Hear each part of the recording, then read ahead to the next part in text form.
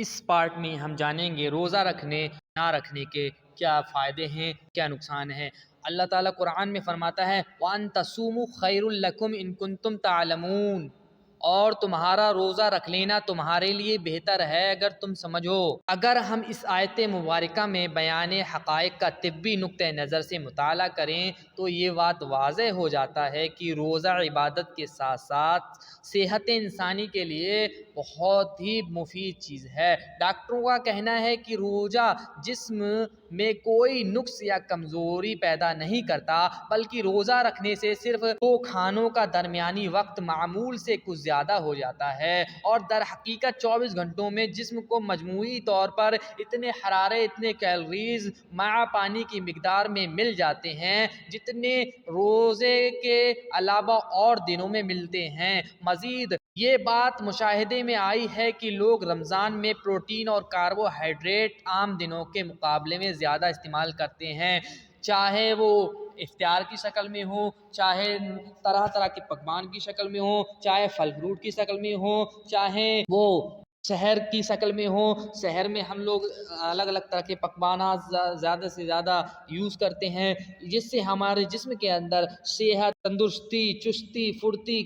اور قوت والی چیزیں پیدا ہوتی ہیں۔ روزہ ہمارے باڈی کی ساری گندگی کو باہر کر دیتا ہے، اسی کے ساتھ ساتھ ہمارے گناہوں کو مٹا دیتا ہے۔ روزہ کے دنوں میں بہت اچھا ماحول کریٹ ہوتا ہے، سب لوگ عبادت میں لگ جاتے ہیں، جس سے ہمارے ماحول میں کوئی بھی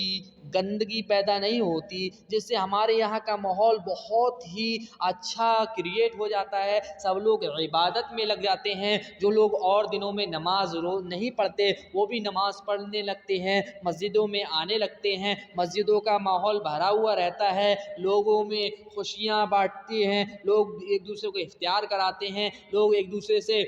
ملنے جلنے جاتے ہیں، لوگ کپڑے پاک و صاف پہن کے رکھتے ہیں، لوگ اچھے کام کرتے ہیں، لوگ برائیوں سے بچتے ہیں، لوگ گالی گلوچ سے دور رہتے ہیں، بچے شیطانیوں سے دور رہتے ہیں، مائیں اپنے گھروں میں کھانا پکاتی ہیں، باقاعدگی سے انتظامات کرتی ہیں، سحر و افطار میں اٹھتی ہیں، ٹائم سے نماز پڑھتی ہیں، اور بھی بہت سارے اس کے فائدے ہوتے ہیں۔ اللہ تعالیٰ قرآن میں فرماتا ہے یا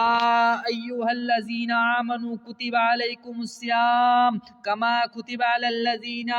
من قبلکم لعلکم تتقون ایاما معدودات فمن كان منكم مريضا او على سفر فعدة من ايام اخر وعلى الذين يطيقونه فدية طعام مسكين فمن تطوع خير فهو خير له وأن تصوموا خير لكم إن كنتم تعلمون شهر رمضان الذي أنزل فيه القرآن هدى للناس وبينات من الهدى والفرقان فمن شهد منكم الشهر فليصمه ومن كان مريضا أو على سفر فعدة من أيام أخر يريد الله بكم اليسر ولا يريد بكم العسر ولتكملوا العدة ولتكبروا الله على ما هداكم ولعلكم تشكرون۔ سورہ بقرہ 183 سے 185۔ اے مومنو، تم پر روزے فرض کیے گئے ہیں جیسا کہ تم سے پہلے لوگوں پر فرض کیے گئے تھے، تاکہ تم متقی پرہیزگار بن سکو۔ چند گنے چنے دنوں میں جو بیمار ہو یا مسافر ہو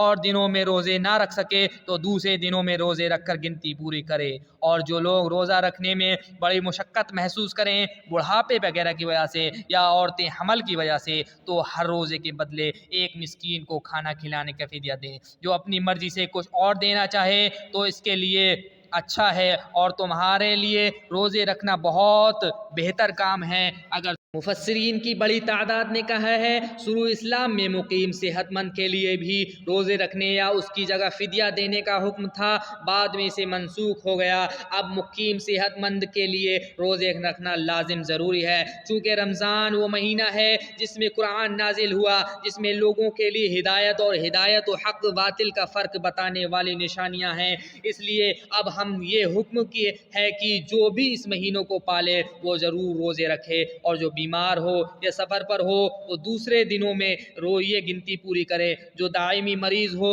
یا بڑھاپے کی وجہ سے روزے نہ رکھ سکے وہ فدیہ دے۔ اللہ تمہارے ساتھ آسانی چاہتا ہے، دشواری نہیں چاہتا، تو چاہیے کہ تم یہ گنتی پوری کرو، اور اللہ نے جو ہدایت تم کو دی ہے اس کی بڑائی بیان کرو اور اس کا شکر ادا کرو۔ آنے والے 2 سے 3 دنوں بعد رمضان کے دن ہوں گے۔ رمضان المبارک کی آمد ہے، یہی وہ مہینہ اپنے ساتھ خیر و برکت لے کر آتا ہے، نیکیوں کا موسم بہار ہے، یہی وہ عظمتوں والا مہینہ ہے جس میں قرآن نازل ہوا، اور یہی وہ مہینہ ہے جس میں رحمتوں کی بارش ہوتی ہے اور برکتوں کا نزول ہوتا ہے۔ اس مہینے میں ایسی برکتیں بھری ہوائیں چلتی ہیں کہ طبیعتوں کو خوش کر دیتی ہیں اور نیکی کے جذبات پیدا ہوتے ہیں۔ غریب و مسکینوں کو دینے کی ضرورتوں کو پورا کرنے، اس کے مسائل و مشکلات کو سمجھنے کی طرف رجحان بڑھتا جاتا ہے، اور مال کے ساتھ ساتھ جن کو اللہ تعالیٰ نے توفیق بھی عطا فرماتا ہے اور وہ اپنے مال کی زکوٰۃ کے ساتھ ساتھ دیگر صدقات خیرات میں بھی خرچ کرتے ہیں